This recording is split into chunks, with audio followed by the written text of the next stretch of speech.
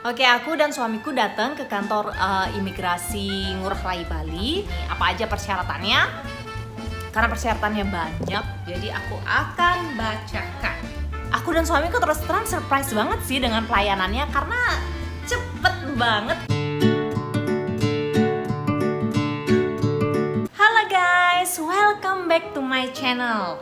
Oke, jadi ini adalah video lanjutanku dari video sebelumnya yang aku bikin tentang gimana cara ngurus mutasi alamat pindah dari Jakarta ke Bali untuk memperpanjang kitas suamiku yang WNA.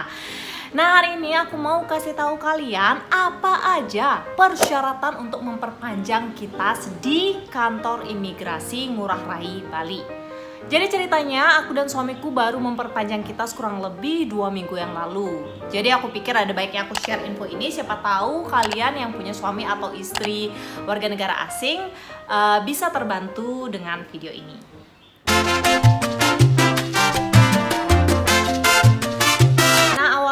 Aku dan suami itu tinggal di Jakarta dan kita suami juga dibikin di Jakarta. Dan karena kita pindah ke Bali, untuk memperpanjang kitas, suamiku itu perlu mutasi alamat keluar dari Jakarta dan masuk ke Bali. Setelah urusan mutasi alamat selesai, baru kita bisa lanjut ke proses memperpanjang kitas. Oke, aku dan suamiku datang ke kantor imigrasi Ngurah Rai Bali. Nah, di sana kita langsung ambil kartu antrian untuk memperpanjang kitas.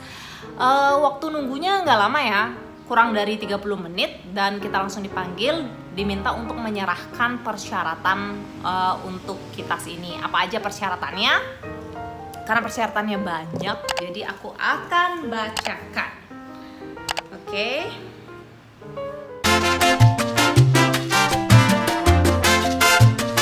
Oke, yang pertama itu adalah surat permohonan.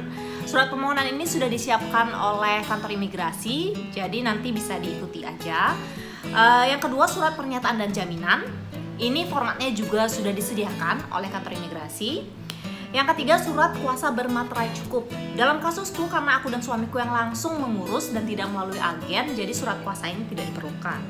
Yang keempat adalah daftar riwayat hidup atau CV. Ini juga formatnya sudah ada di kantor imigrasi, kita tinggal isi. Yang kelima adalah kopi paspor yang memuat identitas orang asing, cap masuk, visa, dan juga izin tinggal. Selanjutnya yang keenam adalah kopi KTP dan KK penjamin. Yang ketujuh adalah formulir imigrasi yang disediakan oleh Kandim. Ini kita isi.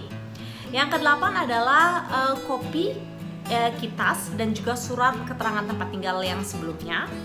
Dan yang kesembilan adalah surat domisili. Nah, dalam kasusku karena KTP-ku itu beda dengan alamat domisili, jadi aku juga menyediakan surat domisili. Jadi ada 2 surat domisiliku dan juga surat domisili suamiku. Dan yang terakhir adalah surat atau akta nikah. Nah, karena aku juga sebelumnya ngurus mutasi alamat, jadi surat keterangan mutasi alamat itu juga disertakan. Tapi menurutku kalau kalian nggak urus ini, jadi ya surat keterangan ini bisa diabaikan aja. Nah, setelah dokumen-dokumen itu dicek oleh petugas di sana dan dinyatakan lengkap, aku dan suamiku diminta duduk untuk menunggu pembuatan slip pembayaran. Jadi itu kita nunggu sekitar 15-20 menit, itu nggak lama. Setelahnya diberikan slip pembayaran. Slip pembayaran untuk pembuatan ITAS itu sebesar Rp2.500.000. Ini beda jauh sih sebenarnya sama kalau bikin di agen. Jadi kalau bikin sendiri kita bayarnya cuma Rp2.500.000, tapi kalau bikin di agen, aku sempat tanya temanku, katanya paling murah sekitar 7 juta.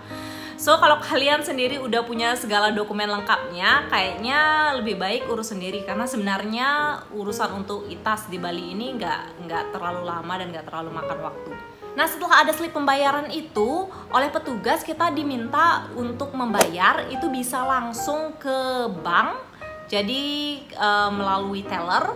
Dan yang kedua itu bisa membayar di mobil pos yang ada di kantor imigrasi. Jadi di kantor imigrasi itu depannya itu ada mobil pos yang kita bisa langsung bawa cash ke sana dan serahkan slip pembayaran dan langsung membayar di sana. Oke. Dan aku tanya apakah bisa via mobile banking atau internet banking, petugasnya bilang nggak bisa. Nah, sekedar info aja, ini nih rada beda dengan sebelumnya aku dan suami ngurus ITAS di kantor imigrasi Jakarta. Tapi mungkin juga ini perbedaan karena tahun lalu itu aku ngurus ITAS untuk alih sponsor. Sementara ini kan nggak ada alih sponsor, cuman perpanjangan aja. Kalau tahun lalu itu kita dikasih slip pembayaran, itu harus nunggu sampai beberapa hari baru bayar. Tapi kalau yang di Bali ini, keluar slip pembayaran, kita bisa langsung bayar hari itu juga. Jadi menurutku sih ini sangat efisien dan efektif banget karena hari itu kita langsung bayar di mobil pos, diinfokan sama petugasnya 3 hari lagi untuk kembali ke kantor imigrasi melakukan foto dan juga pengambilan data biometrik. Aku dan suamiku terus terang surprise banget sih dengan pelayanannya karena cepet banget, kita baru datang kasih dokumen, disuruh bayar, kita bayar 3 harinya foto. Oke, jadi ini cepet banget. Next, 3 harinya suamiku datang untuk foto dan ambil data biometrik. 3 hari lagi suamiku diminta untuk datang untuk mengambil dokumen-dokumen karena ITASnya udah jadi. Wow, ini kayak cepet banget. Tahun lalu itu aku sama suami kayak sebulanan deh ngurus, lama. Tapi mungkin juga itu karena aku tahun lalu ada alih sponsor, makanya lama. Bahkan ada sampai petugas datang ke rumah untuk melakukan pengecekan.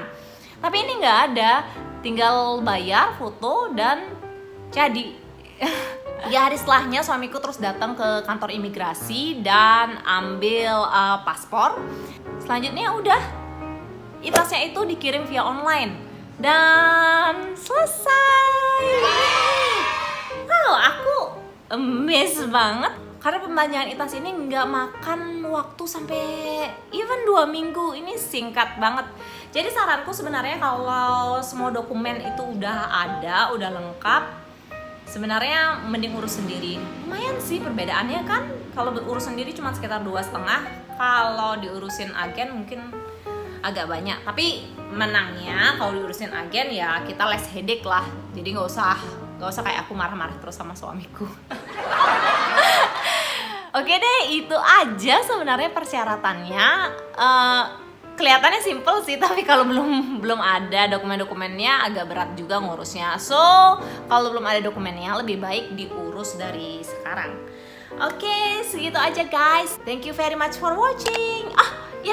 Di next video kayaknya aku mau kasih tahu persyaratan untuk membuat surat keterangan tempat tinggal atau SKTT di Kabupaten Badung.